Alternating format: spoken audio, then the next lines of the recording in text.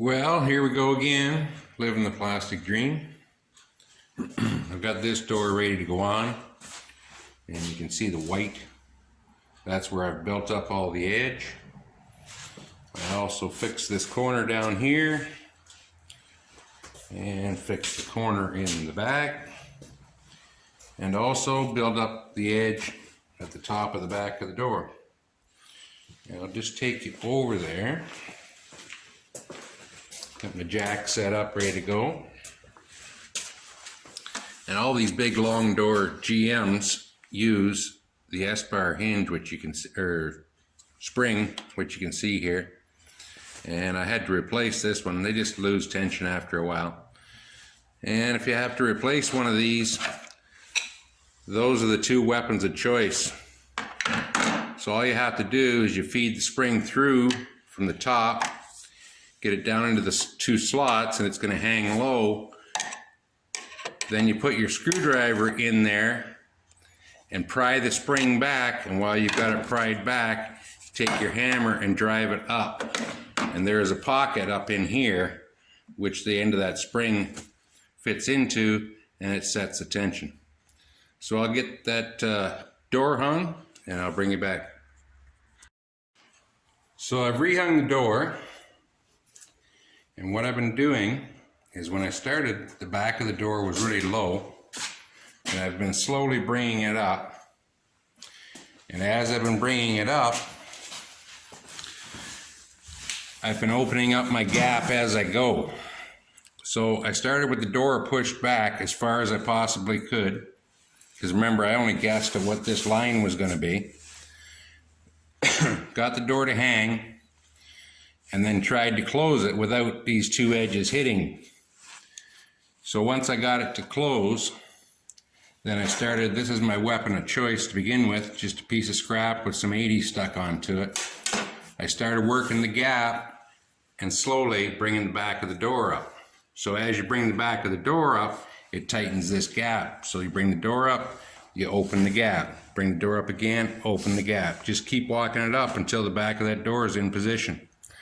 So I'll finish this off and show you what happens. So I've rehung the door. And at the back here, this is the area that I filled, so you can see that it's tight. And I also did a little bit across the top. Gap is pretty good, needs a little attention. And in the front, you can see where the gap is really tight, which is what I wanted. And again, all I use is a piece of scrap steel with some 80 on it. And when you get up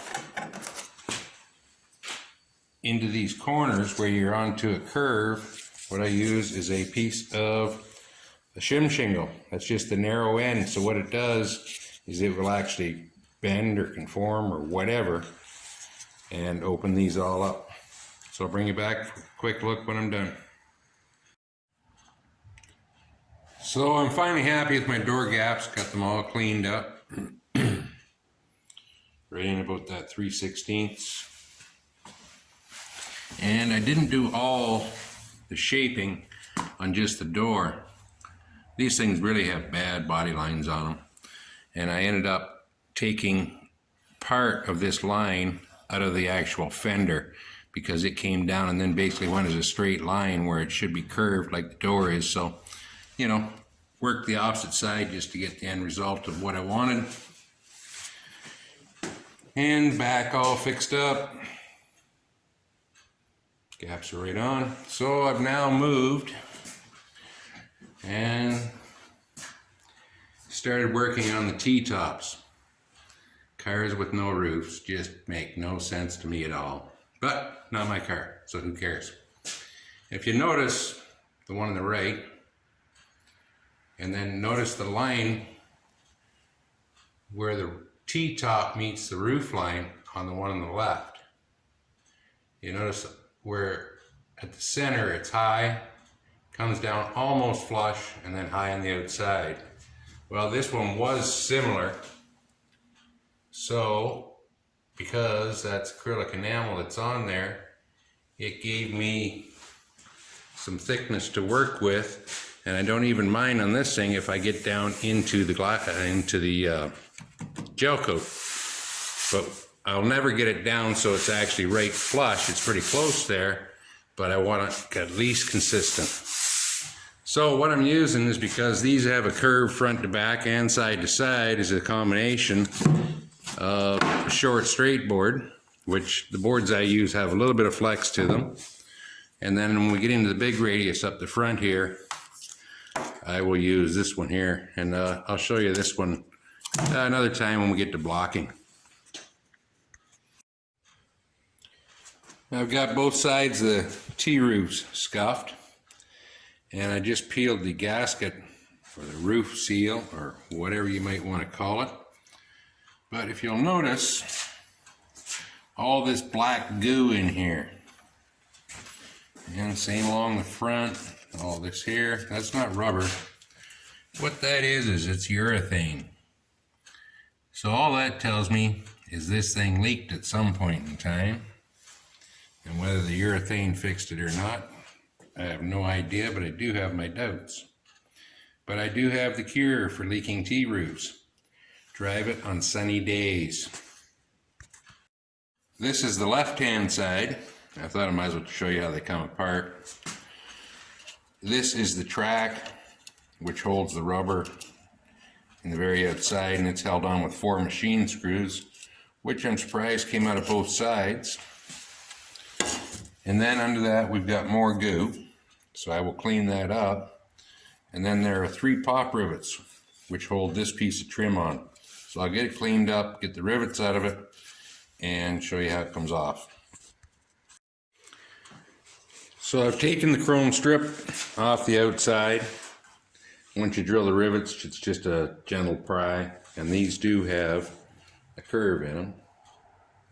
And lots more goo, of course, which only leaves the piece on the front, which is just some gentle persuasion with a block and a little hammer, and just give it a tap, and I don't know if you'll be able to see it, but these are crimped on about every 3 inches.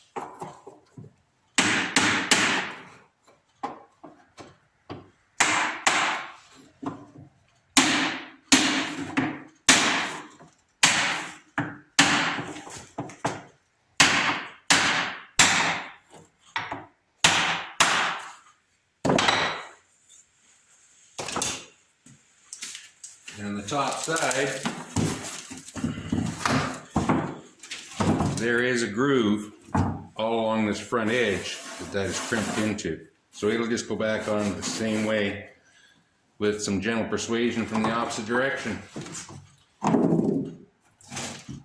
So I think we will leave this one here. I am waiting on parts for the headlights to rebuild those, which are the next pieces I need before I can put all the front end together. And according to the place that has the parts, they had them since last Monday and I haven't seen them yet.